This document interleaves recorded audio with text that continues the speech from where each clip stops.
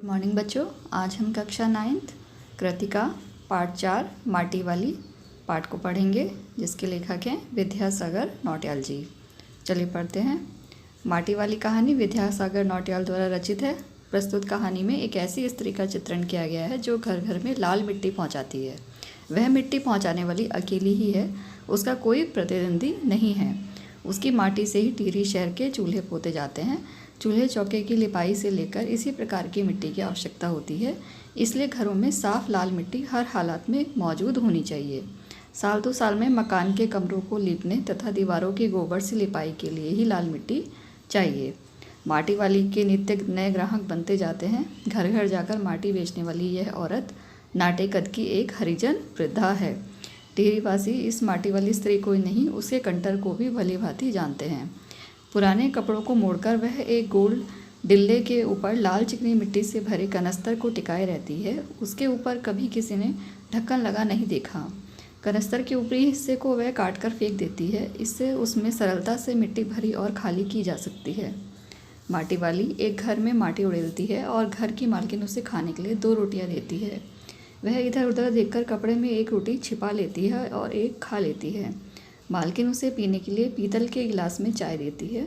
वह चाय को बहुत अच्छा साग बताती है। माटी वाली कहती है कि अब भला पीतल के गिलास कहाँ मिलते हैं, ये तुम ही ने संभाल कर रखे हुए हैं। घर की मालकिन इन्हें पुरखों की गाढ़ी कमाई बताती है। मिट्टी लाने वाली स्त्री अपने भविष्य को लेकर चिंता में पड़ जाती है। एक अन्य घर से भी उसे 2 रोटियां मिलती हैं, उन्हें भी वह कपड़े के छोर में बांध लेती है। वह सोचती है कि रोटियां देखते ही उसे उसके बूढ़े पति का चेहरा खिल उठेगा। माटी वाली स्त्री का गांव शहर से दूर है। तेज चलने पर भी घर पहुंचने में 1 घंटा लग जाता है। वह प्रतिदिन सुबह अपने घर से निकलती है, पूरे दिन माटी खान में मिट्टी खोदती है, फिर सभी घरों में उसे ढोकर पहुंचाती है। इसी में उसका पूरा दिन व्यतीत हो जाता है। घर पहुंचने से पहले रात घिरने लगती है।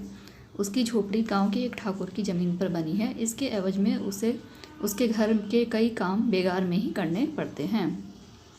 उसने बूढ़े को कोरी रोटी देने की जगह सोचा कि प्याज की सब्जी से रोटी दूंगी। उसने 1 पाव प्याज खरीद लिया। माटी वाली स्त्री ने सोचा कि वह प्याज कूटकर उसे तल देगी।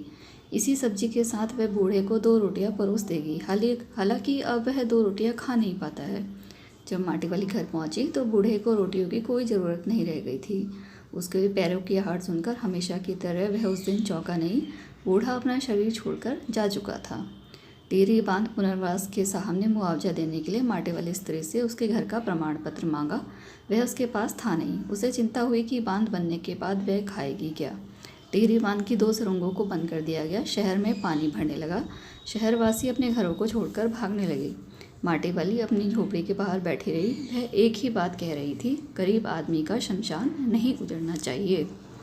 इस प्रकार टिहरी परियोजना उत्तराखंड राज्य की एक बहुउद्देशीय योजना है। इसने जहां राज्य के विकास की नई संभावनाओं के द्वार खोले, वहीं टिहरी के निवासियों को विस्थापन का दंश भी प्रदान किया।